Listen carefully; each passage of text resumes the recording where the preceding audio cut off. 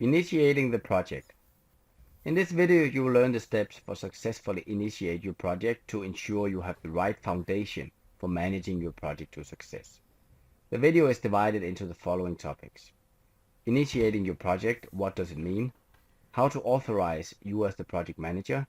Why authorizing the project manager is important. So let's look at the initiating the project first. What you see here is a chart showing on the top the different project phases of a local SAP implementation project. You have project preparation, blueprint, realization, final preparation, go live, and support. That's what we already have been through in previous lessons. What you have below is on this axis, you have the cost and the staffing. That is staffing level that normally happens during the different phases. And on the other axis, you have the time. So as you can see, until we have prepared the project and started the blueprint, the staffing level is very limited. It will then go on as we go into realization, final preparation, and then go live. And then the project team will scale down, whereas the business team will then take off. So this is what the chart shows. And what we will look at now is the first task in the project preparation phase, which is starting the project or initiating the project. So what does it mean? Well, there is certain tasks that you need to make sure happens. Firstly, you need to get formal approval to start the project. Until now, it might have been discussions and strategies, but now you need to get a formal approval to the project scope, budget, timeline, and that has to come from the project sponsor or the executive steering committee. With that in place, you now have common understanding that we want to do this project and we want to do it in this time frame and scope, etc. Secondly, as part of the approval process, you will need to complete a business case and feasibility study. Now, this is quite important because this is where you will measure the value against and the fulfillment of the project objective. And in many cases, you will not get the approval until this has been put in place, as it's a key part of the approval process. Then once this is in place, it is time to appoint and authorize a project manager. And on some projects, the project cannot start, or the prerequisites for giving the approval is that a certain skill set or even a certain named person join the projects as the project manager. So far the three boxes is all linked. Next step is you need to build a team. So basically you can say that the approval, the business case feasibility study, and authorize the project manager, that's all preparation activities and prerequisites for you actually start building the team.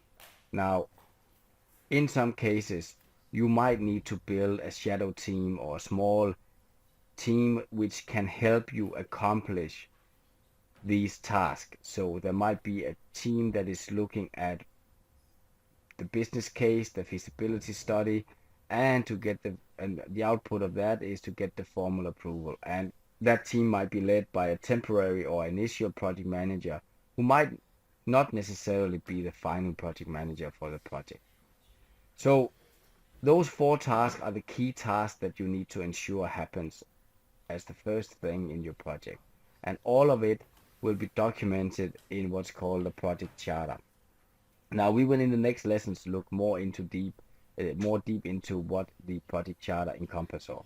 For now, let's just get the understanding that the project charter is the document or the placeholder where all of this information is documented and kept.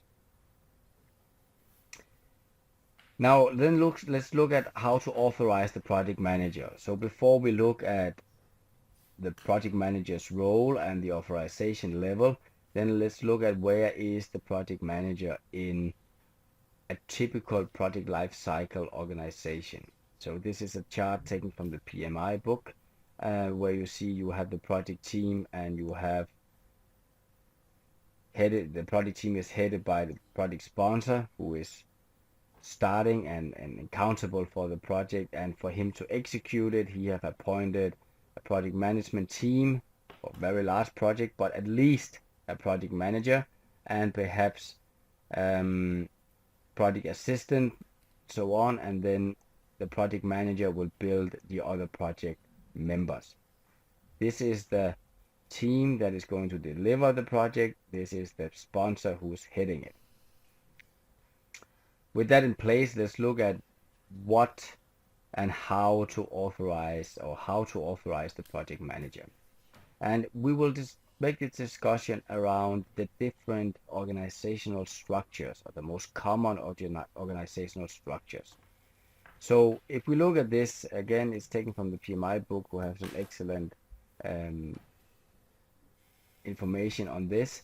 And as you can see here, there is quite a lot of differences between the different organization types. That we have the functional organization, then we have a matrix organization with 3 levels, and then we have a dedicated project organization. And there's very different level of authority and resource availability and so on. The most important thing, from as I see on this chart, is the project manager's authority and the project manager's role or assignment. And as you can see here, in a functional organization, the project manager's natural authority is non-existing, and mainly because he or she will always, or in most cases, be appointed only part-time. Whereas if you go to the other end, a project organization, well, then it's almost the project manager is the king. And again, it's full-time assignment, it's a career path, it's the project managers who's in charge. Now, it doesn't mean that the other dimensions here, resource availability and so on, but project controls and so on, is not important. So if we just map them out to see the extremes, then you will see that you have 2 opposite sets of situations here. You have on one end functional and a weak matrix, which is very hard for the project manager to get the foot in the door and to manage effectively, whereas a strong matrix organization or project organization is the project manager is king. So with these 2 opposite situations, let's try and look at how to authorize the project manager in each and what the challenges are. And for that, let's dig a level deeper and see what does these different organizational structures or types mean. If we first look at the difficult ones, so we have the functional organization and the weak matrix. So as you can see in the organizational chart here, we have the project coordination here, or it's in this box. So the project coordination will, in a functional organization, be amongst the functional managers. And the functional managers have their staff under them, and they all have their own agenda, their own business goals, objectives, and budget. And it can be very difficult to get a person from over here to work, if this is the project manager, to work for the project he's heading, because that reporting line goes up here. So it is very difficult to get things done in a functional organization where you establish a project on top of. On the same end of the scale, you have the weak matrix, and here it's a matrix organization, and you might have appointed the project across, but there is no dedicated full-time project manager assigned. So again, it's very difficult to get through the layer of the functional managers here, because these staff will always be loyal to or follow the direction of the director manager. So this is a very tough situation to be running a project in. Whereas if we go to the other end of the scale, where we have a strong matrix organization and a dedicated project organization, here you will see that in the strong matrix organization, the project manager is full-time allocated, and he will have the direct reporting line of these staff. or his project members. So this is very strong authority the project manager have here, and he even have his own strategic focus, as this is directly a separate dedicated business unit being measured on the ability on how to execute, plan, and conduct projects. And then even in the more extreme end, you will see the dedicated project structure where everything is projects. Everything that happens in this organization is defined as projects with a project manager and a number of project members, and the project manager has direct control to reporting directly to the executives. So in this case, the project manager is even more king. So what you need to do is when you authorize the project manager, you need to agree on your roles and organizational relations. And if you are sitting in a weak matrix organization or even a traditional functional organization, this can be a challenge to agree on the role and the relations, because everyone will have their own agenda. Then you need to ensure your role is formally communicated to all part of the organization impacted by the specific project. It's important that everybody knows you are the project manager. Once that is in place, you can click the yes button, or if you have that in place, you click the yes button, and then to finalize the authorization, you document all of this in the project charter, which we'll get to in the next lesson, what the project charter is, and we'll share with you the good structure or a lesson learned of how to build a good project charter and a good structure of it. So you document that. You will get the executive sign off that whatever you agreed here is formally signed off on the executive level, and the way they sign it off is they sign off the project charter which you have previously completed. Once this is in place, you communicate the project charter to your team. Make sure everybody knows the project charter, the content, what it's used for, and it is actively used on your project. And we will in the next lesson dig deeper into the project charter itself. With that in place, you now have authorized the project manager, and let's have a look at why it is so important. So first of all, without the right authorization, the PM will not be able to establish the right team. He will not have access to the right people if it's internally. He will not perhaps be able to recruit the people he needs.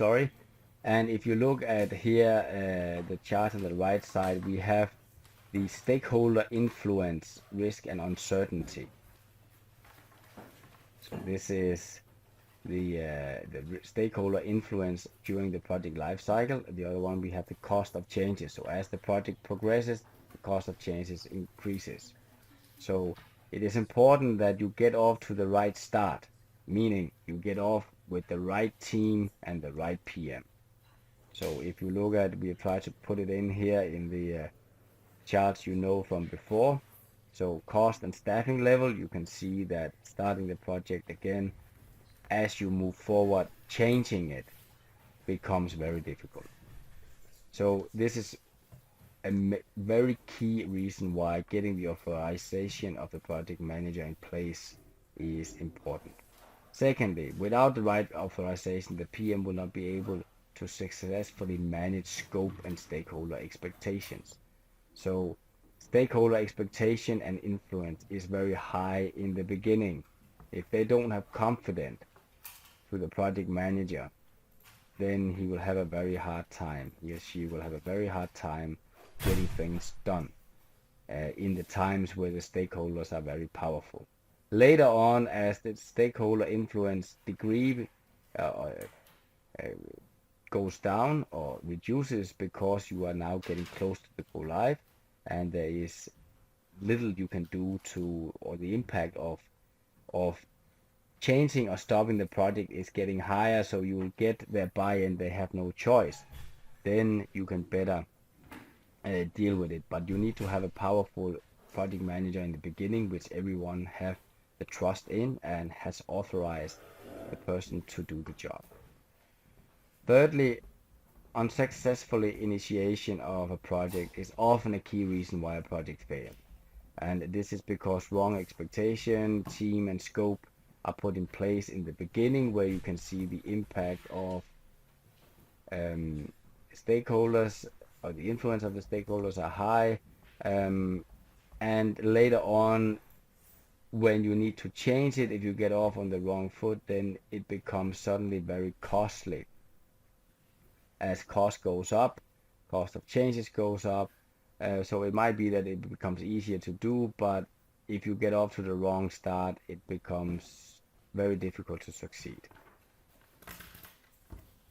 Lastly, impact of changes gets significantly higher. We've touched it already. The change curve goes up, so you want to make sure you have the right PM in place, you have the right foundation in place. With that said, let's summarize the lesson here. You should now have a good understanding of the steps to take to successfully initiate your project and thereby ensure you have the right foundation for managing your project to success, including how to get the project manager authorized and the challenges that you can have authorizing the project manager in the various types of organizational structures.